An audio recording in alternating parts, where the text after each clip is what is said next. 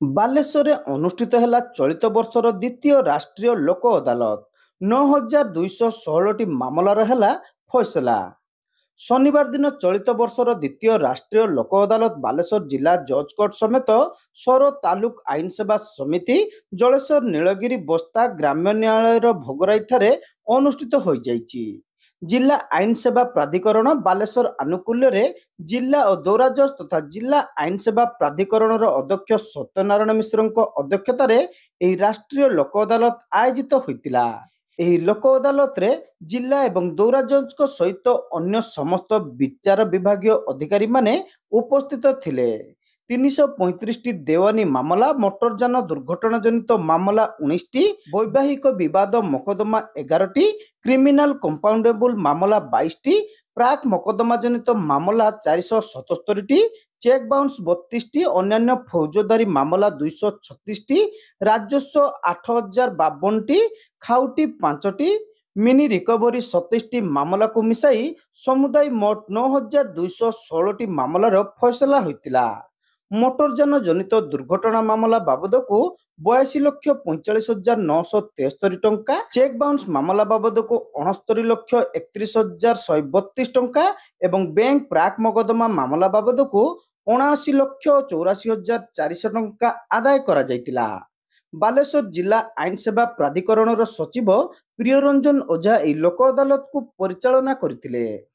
ଆଜି ଆମର ମାନ୍ୟବର ସର୍ବୋଚ୍ଚ ନ୍ୟାୟାଳୟଙ୍କର ନିର୍ଦ୍ଦେଶ ମତେ ଏ ଯେଉଁ ଲୋକ ଅଦାଲତ ଦ୍ୱିତୀୟ ରାଷ୍ଟ୍ରୀୟ ଲୋକ ଅଦାଲତର ଆୟୋଜନ କରାହେଉଛି ସାରା ଭାରତରେ କରାହେଉଛି। ଏଟାର ମେନ୍ ଉଦ୍ଦେଶ୍ୟ ହେଉଛି ଲୋକଙ୍କ ପାଖରେ ମଧ୍ୟ ଆଇନ ସେବା ପହଞ୍ଚିବ। ଏଇଟା ହେଉଛି ଲୋକ ଅଦାଲତ ଆଇନ ସେବାର ଅନ୍ୟ ଏକ ରୂପ, ଯେଉଁଥିରେ ବିଭିନ୍ନ ପ୍ରକାର ମାମଲା ଯେଉଁଟା ବିଚାରାଧୀନ ଥିବ କିମ୍ବା ବିଚାରକୁ ଆସିଥିବା ପୂର୍ବରୁ ଯେଉଁ ମାମଲା ଗୁଡ଼ା ସେଇଟା ଚାହିଁଲେ ଆପୋଷ ସହମତିରେ ସମାଧାନ କରାଯାଇପାରିବ। ଯଥା ଦେୱାନୀ ଯେଉଁ ମାମଲା ଗୁଡ଼ା ଅଛି କିମ୍ବା ଯେଉଁ ସଡ଼କ ଦୁର୍ଘଟଣା ଯେଉଁଟା ବ୍ୟାଙ୍କ କେସେସ୍ ଏଗୁଡ଼ା ଚାହିଁଲେ ଲୋକମାନେ ତାଙ୍କର ଆସିକିରି ନିଜେ ନିଜେ ଆପୋଷ ସହମତିରେ ସମାଧାନ କରାହେବ।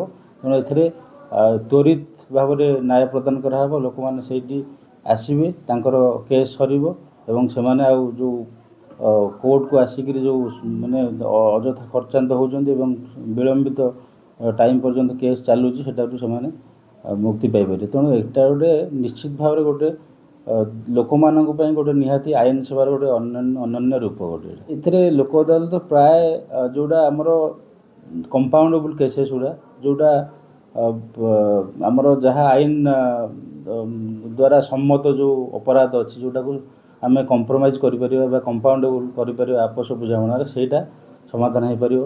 ଆଉ ପାରିବାରିକ ମାମଲା ମଧ୍ୟ ଦେୱାନୀ ଯେଉଁ ଯାହା ଅଛି ମାମଲା ସେଗୁଡ଼ା ସବୁ ସମାଧାନ କରାହେବ। ଯାହା ଦୁର୍ଘଟଣା ଜନିତ କ୍ଷତିପୂରଣ ଇଏ କରାହେଉଛି ସେଟା ବି ଆମର ଟ୍ରିବ୍ୟୁନାଲ ଅଛି।